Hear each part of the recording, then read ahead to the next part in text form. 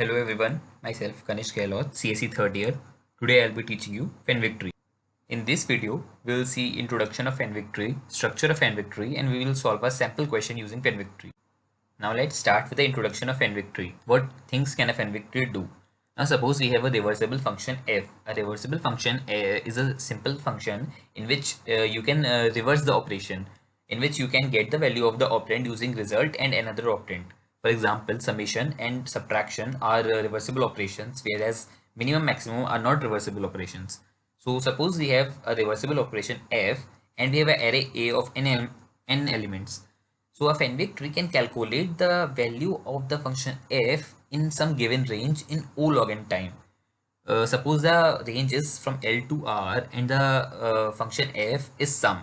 So a Fenwick tree can calculate the sum of values from Lth position to Rth position in O log n of time. It can update the value of any element in O log n of time, requires just On of memory, just equal to the memory of the array, and it's easier to implement. Now those of you who are familiar with segment tree may have a doubt that why to use Fenwick tree when we already have segment tree. Those of you who are not familiar, it's okay, but those of you are familiar, for them a segment trees generally uses 4n of memory, whereas Fenwick tree just uses On of memory. So we have advantage of memory. Moreover, implementation of Fenwick tree is pretty easy as compared to segment tree. So in simple functions, we can just use Fenwick tree instead of segment tree. Now, to understand things better, let's have a sample question. This question is a very basic implementation of Fenwick tree. In this question, suppose we are given an array A of n elements. Elements are indexed from 0 to n minus 1, and we are asked few queries. Queries are of two types. The first type of query is calculate the sum of elements in range L to R. Now we are given a range L to R, and we have to sum all elements in this range including the element at index L and element at index R. The second type of query is change the value of ith element to index X. Change the value of, update the value of ith element of array to some value X. Now, what can be some basic approaches to this question? We'll see some basic approaches. Now, what's the easiest approach that can come to your mind after reading this question? The easiest approach is, of course, the naive solution. In this solution, we will not use any extra data structure, not use any extra algorithm. We will just use our array. We will traverse it linearly for query 1, and we will for query 2 we will go to the ith position and update the value. So what's the approach is कि हम हर बार query 1 के लिए L से R तक जाएंगे, सारे elements को sum करेंगे और फर्स्ट क्वेरी का आंसर दे देंगे. सेकंड क्वेरी के लिए we will just go to the ith position. It's O one operation. So time complexity analysis अगर हम इसका देखें तो हमारी सेकंड टाइप की क्वेरी तो काफ़ी फास्ट हो रही है ओवन में, but the first type of query is taking O of n time. So the total time complexity of the solution will be O of n cube. Now अगर हमारी first type की queries कम हैं और second type की queries ज़्यादा हैं, काफ़ी significantly ज़्यादा हैं, तो उस केस में हमारा ये सॉल्यूशन वर्क कर जाएगा. या फिर हमारा n या q बहुत छोटा है, पर हम वो केस नहीं लेंगे, हमारा n और q approx 10 to the power 5 के ऑर्डर का होगा. सो इन दिस केस अगर हमारी सेकंड टाइप की क्वेरीज भी ज़्यादा हैं, फर्स्ट टाइप की क्वेरीज भी ज़्यादा हैं, तो our solution will become approx O of n square and it will not pass the given time limits. So what can the second approach be? Now, secondly, we can think of prefix array to solve this question. For those who are not familiar with prefix array is just a simple array in which at each index I we store the sum of first I elements of array A. हम हर ith index पे array A के शुरू के I elements का sum store करते हैं. So how we can solve this question by prefix array? For the first type of query जिसमें हमें L से लेकर R तक का रेंज का sum चाहिए, हमें सिंपली ये ऑब्जर्वेशन है कि हम शुरू के R एलिमेंट्स में से अगर शुरू के L-1 एलिमेंट्स का सम माइनस कर दें तो हमें इस रेंज का सम मिल सकता है. So using prefix array we just have to subtract the value of prefix array of L-1 from prefix array of R. ये ओवन ऑपरेशन होगा अगर हम प्रीफिक्स एरे को प्री कंप्यूट कर लें. हम क्वेरीज से पहले ही प्रीफिक्स एरे को प्री कंप्यूट कर लेंगे. This will be a O of n operation, और उसके बाद हर क्वेरी में हम O1 में निकाल सकते हैं फर्स्ट क्वेरी का answer. But the problem is when we have to update the element. If we have to update the ith element, we have to update the value of every element greater than I in prefix array. हम prefix array के हर element में शुरू के I elements का सम store कर रहे हैं. तो अगर हमने ith एलिमेंट चेंज किया है तो हमें प्रीफिक्स एरे के i से सारे बड़े एलिमेंट्स का सम चेंज करना पड़ेगा, मतलब सारे बड़े एलिमेंट्स की वैल्यू चेंज करनी पड़ेगी क्योंकि सब में शुरू के i एलिमेंट का सम है। तो अपडेट यहाँ पे एक O ऑफ n ऑपरेशन हो जाएगा और क्वेरी 1 का O ऑफ 1 ऑपरेशन है। तो अगेन हम वहीं पे आए कि हमारा total time complexity O of n into Q हो गई। तो अगर हमारे पास सेकंड टाइप के ऑपरेशंस बहुत कम हैं और फर्स्ट टाइप के ऑपरेशन बहुत ज़्यादा हैं तो प्रीफिक्स एरे हमारी आंसर दे सकती है, हमें एक्सेप्ट करवा सकती है सॉल्यूशन। पर अगर ऐसा नहीं है, both are equal, then we can't use prefix array. So what is the final solution for this question? Now, our final solution through Fenwick-Tree. As I told you earlier, that in Fenwick-Tree we can calculate the value of a function in range L to R in O log n of time, and we can update the value of any element of A in O log n of time. So here our function f is summation. We have to find sum in range from L to R. So in Fenwick-Tree we can do this operation in O log n of time and update in O log n of time. So the total time complexity of Fenwick-Tree will be around q log n. Now for very large values of q and n, this solution can still pass in appropriate time. So let's understand in detail how to solve this question using Fenwick-Tree. First we will see the structure of Fenwick-Tree. For the sake of simplicity हम assume करेंगे कि हमारा f function एक sum function है. Now structure of Fenwick-Tree. Fenwick-Tree का structure कैसा होगा? Suppose हमारे पास एक array A है n elements की, तो Fenwick-Tree एक अनदर एरे होगी n एलिमेंट्स की जिसका हर एक ith एलिमेंट एरे A की एक रेंज ऑफ एलिमेंट का सम स्टोर करेगा। अब वो रेंज क्या होगी? तो t ऑफ i जो वैल्यू है वो स्टोर करेगी एरे A का g ऑफ i से लेकर ith एलिमेंट तक का सम। ये g ऑफ i क्या है ये मैं आप आगे बताऊंगा। अभी एज्यूम करो कि g ऑफ i 0 से लेकर i तक के बीच में एक वैल्यू होगी, इसको कैलकुलेट करेंगे हम i की हेल्प से। और Fenwick-Tree की ith नोड में हम g ऑफ i से लेकर ith एलिमेंट तक का सम स्टोर करेंगे एरे A के। तो Fenwick-Tree का स्ट्रक्चर कुछ ऐसा दिखता है। ये एक ट्री की तरह विजुअलाइज कर सकते हैं हम इसको। इसमें ये जो बॉक्स है ये दिखा रहा है कि हम कितनी रेंज का सम यहाँ स्टोर कर रहे हैं ith एलिमेंट पे। जो ब्लैक बॉक्स है वो ith ब्लॉक है Fenwick-Tree का, और ये जो कंप्लीट बड़ा बॉक्स है ये दिखा रहा है कि एरे A के इतनी रेंज का सम हम Fenwick-Tree के इस ब्लैक वाले एलिमेंट पे स्टोर करते हैं। Now what is g of i? Function g of i हम कैसे कैलकुलेट करेंगे कि हमें किस रेंज का एलिमेंट, किस रेंज का सम स्टोर करना है Fenwick-Tree की ith नोड पे। तो अब g ऑफ i कैसे कैलकुलेट करना है किसी भी i के लिए, इसका एक सिंपल तरीका है कि हम i के बाइनरी रिप्रेजेंटेशन में जितने भी ट्रेलिंग वंस होंगे उनको 0 से रिप्लेस कर देंगे। तो इसका क्या मतलब है कि हम i का बाइनरी रिप्रेजेंटेशन लिखेंगे, हम उसकी लीस्ट सिग्निफिकेंट बिट से ट्रेवर्स करना शुरू करेंगे। लीस्ट सिग्निफिकेंट डिजिट क्या है? हमारी राइट मोस्ट डिजिट, उससे ट्रेवर्स करना शुरू करेंगे और जब तक हमें 1 मिल रहे हैं हम उनको 0 से रिप्लेस कर देंगे, और जैसे ही हमें पहला 0 मिला हम अपना ट्रेवर्सल रोक देंगे वहीं पे। तो जो फाइनल बाइनरी रिप्रेजेंटेशन हमारे पास आएगी वो हमारी g ऑफ i की बाइनरी रिप्रेजेंटेशन होगी। सपोज हमारा किसी i का बाइनरी रिप्रेजेंटेशन है 1001, तो यहाँ पे हमारा लीस्ट सिग्निफिकेंट डिजिट होगा 1, हमने इसको 0 से रिप्लेस कर दिया। उसके बाद हमारा आगे बढ़े हम आए 0 पे, तो हम यहाँ पे अपनी ट्रेवर्सल रोक देंगे। जो फाइनल नंबर आया हमारे पास वो हमारा g ऑफ i का बाइनरी रिप्रेजेंटेशन है। अब सेकंड एग्जांपल में यहाँ ऑलरेडी 0 है तो फिर एग्जैक्टली यही ही अपना बाइनरी रिप्रेजेंट, यही ही अपना g ऑफ i होगा, वो सेम नंबर अपना g ऑफ i होगा। और थर्ड एग्जाम्पल देखते हैं 1111। यहाँ पे हम ट्रेवर्स करना शुरू करेंगे, हमें एक भी 0 नहीं मिलेगा, सारे कंटिन्यूस 1 है, तो ये पूरा नंबर 0 हो जाएगा। तो हमारा g ऑफ i क्या है कि हम एंड मोस्ट 1 का जो कंटिन्यूस ब्लॉक होगा उस पूरे को 0 0 से रिप्लेस कर देंगे हर 1 को, तो जो नंबर आएगा वो हमारा g ऑफ i का बाइनरी रिप्रेजेंटेशन होगा। तो अब सुनने में थोड़ा कॉम्प्लेक्स है कि हमें लीस्ट डिजिट से ट्रेवर्सल शुरू करना है, फिर कन्वर्ट हर 1 को 0 करते जाना है जो मिले, पर इसका हमारे पास एक बहुत सिंपल इम्प्लीमेंटेशन है। यहाँ मैंने 0 बेस्ड इंडेक्सिंग के लिए दिखाया है कि अगर हमारी एरे A की और Fenwick-Tree की 0 बेस्ड इंडेक्सिंग है, 0 से स्टार्ट कर रहे हैं हम इंडेक्सिंग, तो उसके लिए हम बिटवाइज एंड ऑपरेटर यूज़ करके काफ़ी आराम से निकाल सकते हैं g ऑफ i की मदद से। बिटवाइज एंड ऑपरेटर हमें 2 नंबर के बाइनरी रिप्रेजेंटेशन का एंड रिटर्न करता है। तो अगर आप, मैं फिर से बता रहा हूँ, 0 बेस्ड इंडेक्सिंग के लिए ये चीज़ अलग होगी, 1 बेस्ड इंडेक्सिंग के लिए चीज़ अलग होगी। तो 0 बेस्ड इंडेक्सिंग के लिए i और i+1 का एंड जो होगा बिटवाइज एंड, वो हमें g ऑफ i देगा।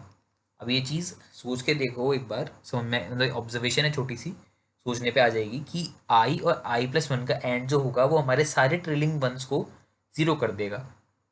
तो इस तरीके से हम आराम से जी ऑफ आई निकाल सकते हैं। हम आई की वैल्यू से जी ऑफ आई की वैल्यू निकाल सकते हैं। तो हमें रेंज पता है जी ऑफ आई टू आई, जो हमारे फैनविक ट्री के आई इंडेक्स पे सेव है। हम एक बार फिर से फॉर्मूले पे जाके देखते हैं। तो यहाँ मैंने लिखा था कि मेरे फैनविक ट्री जो टी है उसके आई इंडेक्स में सम सेव होगा एरे ए के जी ऑफ आई इंडेक्स से आई इंडेक्स तक का। तो अब हम फिगर से मैच करते हैं कि क्या ये फॉर्मूला हमारे एक्चुअल फिगर से मैच कर रहा है या नहीं। तो जो अब ऊपर मैंने फिगर इंसर्ट किया था वो सिर्फ ट्री की फील देने के लिए था, वो एक्चुअली वन बेस्ड इंडेक्सिंग में है, और जितना भी हमने जी ऑफ आई और आई का पढ़ा है वो जीरो बेस्ड इंडेक्सिंग में पढ़ा है। तो इस ट्री की वैल्यूज़ मैच नहीं करेंगी हमारी फॉर्मूले वाली वैल्यूज से। नीचे मैंने एक जीरो बेस्ड इंडेक्सिंग में फैनविक ट्री का स्ट्रक्चर से इंसर्ट कर रखा है। अब इसमें हम समझते हैं पहले ये स्ट्रक्चर दिखा क्या रहा है हमें। जो ब्लैक बॉक्सेस हैं वो हमारे फैनविक ट्री के एरे के इंडेक्सेस हैं 0 से लेकर 7 तक, और जो इसके जस्ट ऊपर जो ग्रीन बॉक्स है जिससे एरो एक ब्लैक बॉक्स पे आ रहा है, वो ग्रीन बॉक्स हमें दिखा रहा है कि एरे ए का कितना सेगमेंट का सम मैंने इस ब्लैक वाले फैनविक ट्री के इंडेक्स पे सेव कर रखा है। तो जैसे ये ग्रीन वाला बॉक्स जिसके एंड में 3 लिखा है, इसको देखते हैं हम। तो इसमें क्या दिखा रहा है कि 0 से लेकर 3 इंडेक्स तक का सम एरे ए का जो सम है वो मैंने फैनविक ट्री के 3 इंडेक्स पे सेव कर रखा है। तो ये तो मेरा स्ट्रक्चर से पता चल रहा है। हम इसको एक बार फॉर्मूला से कंफर्म करते हैं। मेरा 3 का बाइनरी रिप्रेजेंटेशन होगा 1 1। तो अब इसमें अगर हम ट्रिलिंग जीरोज हटा देंगे तो मेरे पास क्या आएगा, मेरे पास आएगा 0। तो जी ऑफ आई की वैल्यू 3 के केस में होगी, जी ऑफ 3 की वैल्यू होगी 0, और आई है 3। तो रेंज क्या होगी फैनविक ट्री, मतलब 3 के करस्पॉन्डिंग रेंज होगी 0 से लेकर 3। तो वही हमारे फिगर से भी आ रहा है, वही हमारे फॉर्मूला से भी आ रहा है। अब हम देखते हैं 7 के लिए। 7 का बाइनरी रिप्रेजेंटेशन होता है 1 1 1। तो अगर हम इसमें ट्रेलिंग जीरो हटा देंगे, अगेन 0 3 जैसा ही केस है ये भी। तो हम देखते हैं 4 के लिए। 4 का हमारा बाइनरी रिप्रेजेंटेशन होता है 1 0 0। अब इसमें एक भी ट्रेलिंग जीरो नहीं है, तो ऑब्वियसली जब हम इसका जी ऑफ 4 निकालेंगे तो वो 4 ही आएगा। तो हमारी स्ट्रक्चर से पता चल रहा है कि इसमें सिर्फ एरे ए के 4th एलिमेंट 4 इंडेक्स का वैल्यू सेव है, और हमारे फॉर्मूले से भी यही आ रहा है कि जी ऑफ 4 4 है और आई भी 4 है, तो रेंज क्या होगी 4 4। तो इस तरीके से हम स्ट्रक्चर को देख के विजुअलाइज कर सकते हैं कि फैनविक ट्री में किस किस रेंज की वैल्यू सेव होती होंगी, और फॉर्मूले से हमारा वो कंफर्म भी हो रहा है। तो अब हमने देख लिया है कि हमारा जी ऑफ आई कैसे कैलकुलेट करना है। हमने अपने फैनविक ट्री के स्ट्रक्चर से मैच भी कर लिया है कि हमारा जो फॉर्मूला आया था जी ऑफ आई कैलकुलेट करने का वो मैच कर रहा है। तो अब हमारा अगला कंसर्न क्या है?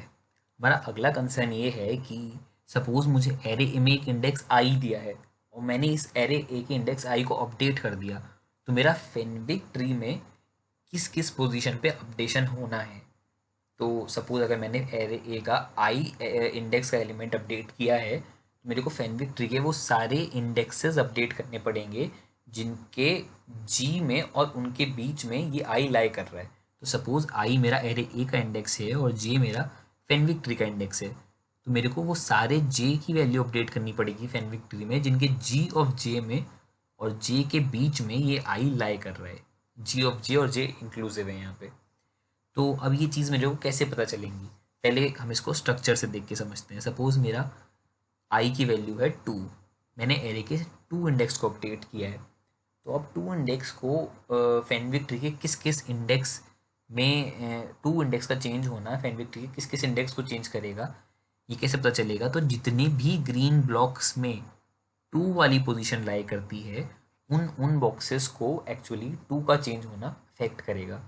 पहला तो होगा 2,2, ये खुद ही है, तो जब हम 2 को चेंज करेंगे तो फैनविक ट्री का इंडेक्स 2 चेंज होगा क्योंकि वो 2,2 का सम सेव करता है। सिमिलरली फैनविक ट्री का 3 इंडेक्स जो है वो 0 से 3 का सम सेव करता है, तो इसके बीच ही 2 आता है, इसलिए अगर हमने एरे ए का 2 इंडेक्स चेंज किया तो हमारा फैनविक ट्री का 3 इंडेक्स भी हमें अपडेट करना पड़ेगा अकॉर्डिंगली। सिमिलरली 7 को देखते हैं, तो हम यहाँ पे नोटिस करते हैं कि हमारी एक पर्टिकुलर जंप्स दिख रही हैं हमें। पहले हमें 2 का करना पड़ा, फिर हमें 3 का करना पड़ा, फिर हमें 7 का करना पड़ा।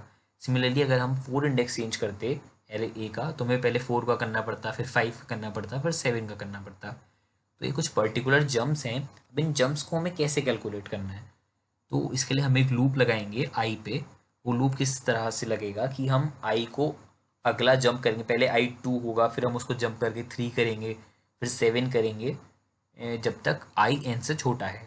तो अब हम ये जंप क्या देख के कर रहे हैं, हम आई का बाइनरी रिप्रेजेंटेशन लिखेंगे। मैं एक जंप को एच ऑफ आई नाम दे रहा हूँ, आई का अगला जंप को 2 का अगला जंप 3 है, 4 का अगला जंप 5 है, तो इस तरीके से आई का अगले जंप को एच ऑफ आई नाम दे रहा हूँ। तो एच ऑफ आई मेरे को कैसे कैलकुलेट करना है, मैं आई का बाइनरी रिप्रेजेंटेशन लिखूंगा और उसमें राइट मोस्ट जीरो बिट को, जो राइट मोस्ट बिट जो जीरो है उसको 1 में चेंज कर दूंगा। तो सपोज मेरा 2 का बाइनरी रिप्रेजेंटेशन है 0010, तो इसमें राइट मोस्ट जीरो क्या है, ये लास्ट वाला फर्स्ट जो जीरो पोजीशन पे जीरो है, ये राइट मोस्ट जीरो है, तो इसको 1 में चेंज कर दिया तो मेरा बाइनरी रिप्रेजेंटेशन हो गया 0011। अब ये किसको करस्पॉन्ड करता है, ये 3 को करस्पॉन्ड करता है। तो हम यहाँ देख सकते हैं 2 से हमने जंप किया था 3 पे, और एच ऑफ 2 भी हमारा 3 आ रहा है। तो सिमिलरली 3 के बाइनरी रिप्रेजेंटेशन में अगर हम राइट मोस्ट जीरो बिट को 1 करेंगे तो हमारा बाइनरी रिप्रेजेंटेशन आएगा 7 का, और हमने यहाँ देखा जंप हमारा 3 से 7 पे हो रहा है। तो ये भी एक थोड़ा कॉम्प्लेक्स सा इम्प्लीमेंटेशन है लग रहा है, पर हमारे पास इसका भी एक सिंपल तरीका है जीरो बेस्ड इंडेक्सिंग में। मैं फिर से रिपीट कर रहा हूँ, ये चीज़ जीरो बेस्ड इंडेक्सिंग के लिए हो रही है, 1 बेस्ड इंडेक्सिंग के लिए अलग चीज़ें होती हैं। तो हमारे पास क्या तरीका है कि मेरे को जिस आई का एच ऑफ आई कैलकुलेट करना है, मैं सिर्फ उसका आई और i+1 कैलकुलेट कर लूँगा।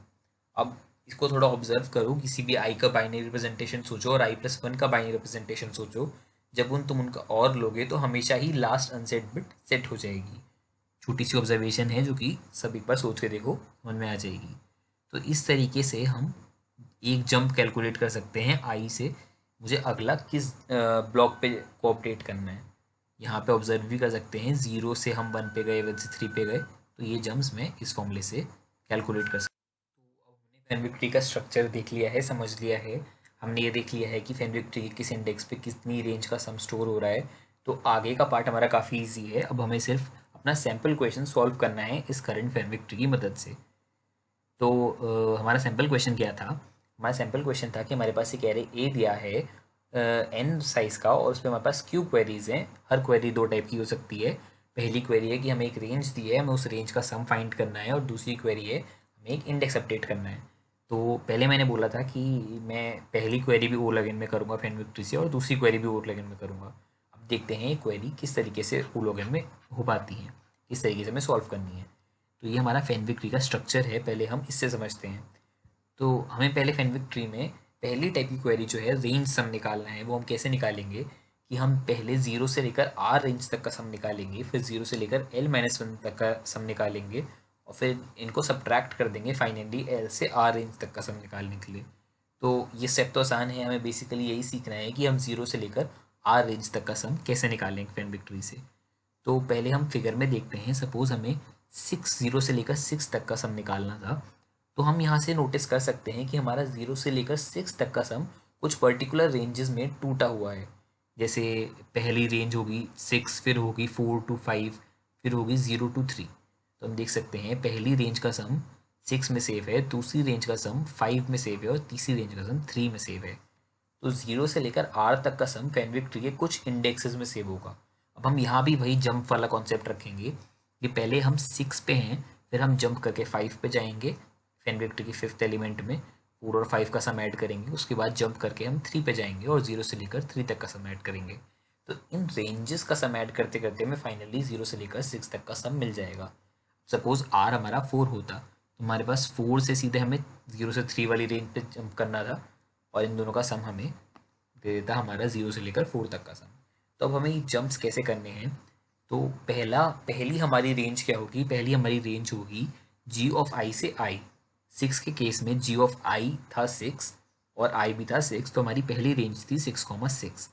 अब हम इससे जंप कहाँ करेंगे, हमारी ये रेंज सेव कर रही थी g ऑफ i से i तक का सम, तो हमें इससे जस्ट छोटी रेंज चाहिए, तो उसका अपर बाउंड g ऑफ 6-1 होना चाहिए। तो हमारी पहली रेंज अगर g ऑफ r से r है, तो हमारी अगली range g of G of R minus one से G of R minus one होनी चाहिए। इसका मतलब अगली रेंज का जो मेरा आई है वो करंट रेंज का जी ऑफ आर माइनस वन होना चाहिए। तो मैं जी ऑफ 6,6 वाली रेंज से जंप करूँगा। जी ऑफ 6 - 1 जिसका अपर बाउंड होगा और लोअर बाउंड होगा जी ऑफ 6 - 1। यहाँ हम इसमें देख सकते हैं कि पहली हमारी रेंज थी जी ऑफ आर से आर, फिर अगली जो हमारी रेंज होगी वो इससे जस्ट छोटी होगी, इससे एक एलिमेंट नीचे, तो हमारी वो रेंज होगी G of R minus one comma G of R minus one. ये हमारा एक जंप होगा। अब हम इसको कोड में बहुत आसानी से इम्प्लीमेंट कर सकते हैं और ऐसे ही हम जंप करते रहेंगे जब तक फाइनली हमारी रेंज का लोअर बाउंड ज़ीरो नहीं हो जाता। मतलब मेरा जी ऑफ आर माइनस वन ऐसे कम होते होते पहले ये होगा, फिर इसमें एक और बार हम रिकर्जन डालेंगे तो इस तरीके का कुछ बन जाएगा। तो फाइनली जब तक इसका लोअर बाउंड ज़ीरो नहीं होता तब तक हम ऐसे जंप्स करते रहेंगे। इसका सैम्पल कोड देखते हैं हम। हमें सम कैलकुलेट करना है आर का, रेस में हम अपना सम सेव करेंगे। तो जब तक आर हमारा ज़ीरो से बड़ा है तब तक हम क्या करेंगे, टी ऑफ आर का सम सेव करेंगे, रेस में टी ऑफ आर का सम ऐड करेंगे। तो यहाँ पहले हमारा आर क्या था 6, तो टी ऑफ आर भी था हमारा 6। टी ऑफ आर मतलब 6 इंडेक्स वाला, हम वो सम सेव कर लेंगे रेस में।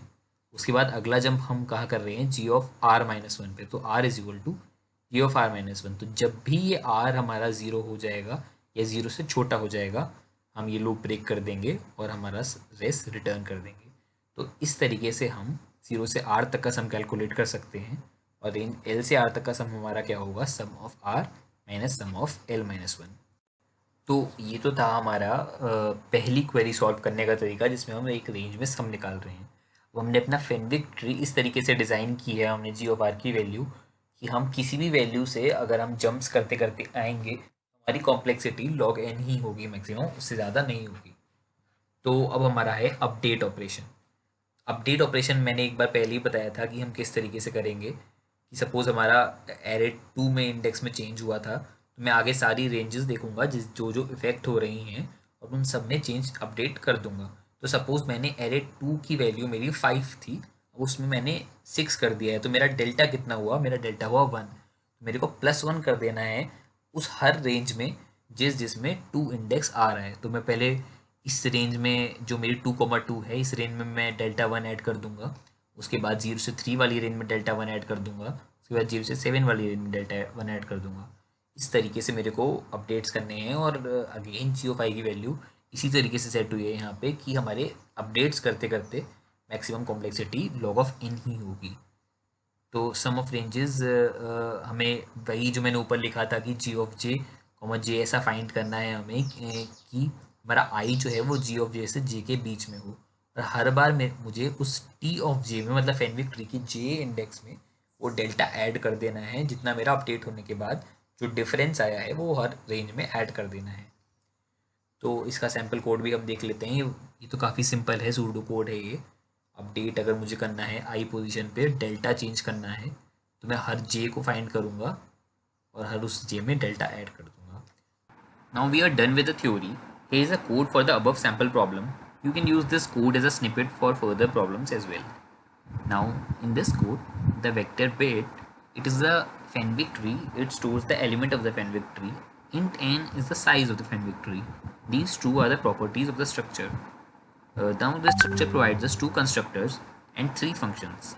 First, let's see the functions. There are two sum functions and one add function. The above sum function, it is the same as the pseudo code I explained to you earlier. This pseudo code of sum function and this sum function, these two are same. Now this sum function is our answer for query 1. What is the difference between two sum functions? The above sum function is called when you pass only one index while calling the sum. The below sum function is called when you pass two parameters while calling sum.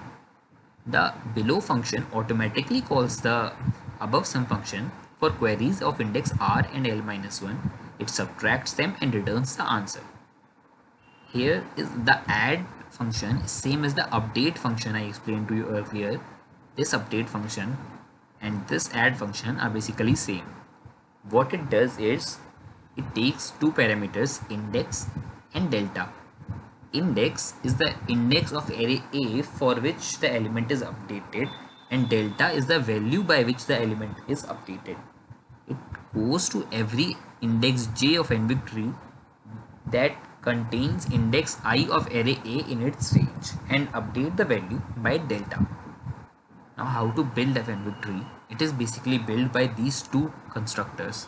The above constructor is called when you make an object by passing the parameter of size. The below constructor is called when you make an object by passing the parameter of vector A. A is our initial array. Now we have to call the below constructor. It will automatically call the above constructor, assign the value of size of n-bit tree to n, assign each element of n-bit tree to 0. Now how it will build? It will iterate linearly over array A, and for each index I, we will see A of I as delta. In update function, we used to have two parameters, index and delta. Here we are calling update function, where index is equal to our current index and delta is equal to A of I. Now how to visualize this? Suppose our initial values of array A are all 0. Now as we go to index I, we update its value by our delta of A of I. So we are updating it from 0 to A of I and correspondingly updating every value of Fenwick tree that is affected by index I. This is how we build Fenwick tree. तो ये सब तो सम के लिए था. हम similar implementation कर सकते हैं मल्टीप्लिकेशन और जोर के लिए भी. नॉन रिवर्सिबल फंक्शंस के लिए जनरली इसको सजेस्ट नहीं किया जाता है फेनविक ट्री यूज़ करना, क्योंकि इसका इम्प्लीमेंटेशन बहुत हार्ड होता है. दो हम कर सकते हैं नॉन रिवर्सिबल फंक्शंस को भी, पर इम्प्लीमेंटेशन काफ़ी हार्ड हो जाता है. फॉर एग्जांपल मिनिमम, हम फेनविक ट्री की क्वेरी 0 से R तक निकालते हैं, तो जनरली मिनिमम अगर हमें L से R तक चाहिए होगा तो हमें सेम तरीके से नहीं मिलेगा जिस तरीके से हमें सम मिलता है. तो मिनिमम के लिए काफ़ी दूसरे इम्प्लीमेंटेशंस हैं जो इससे काफ़ी ईजी पड़ेंगे. हम स्पार्स टेबल यूज़ कर सकते हैं, स्क्वायर रूट डिकम्पोजिशन यूज़ करते हैं, सेगमेंटर यूज़ कर सकते हैं, पर फेनविक ट्री जनरली सजेस्ट नहीं किया जाता है. At last there are some sample problems. इनमें से कुछ शुरू की प्रॉब्लम्स ईजी हैं, डायरेक्टली फेनविक ट्री के इम्प्लीमेंटेशन पे हैं. इन सबको ट्राई करना. लास्ट की कुछ प्रॉब्लम्स में काफ़ी अलग अलग कॉन्सेप्ट मिक्स हो सकते हैं, वो थोड़ी हार्ड हैं. तो अगर वो फर्स्ट अटैम्प्ट में ना बने तो लाइट है. शुरू की प्रॉब्लम्स को प्रैक्टिस करना और लास्ट की को भी करना, अगर ना बने तो राइट है. This was all for Fenwick tree. I hope you understood it well. You can PM me for any queries, or you can just ask it here. Thank you for listening so patiently.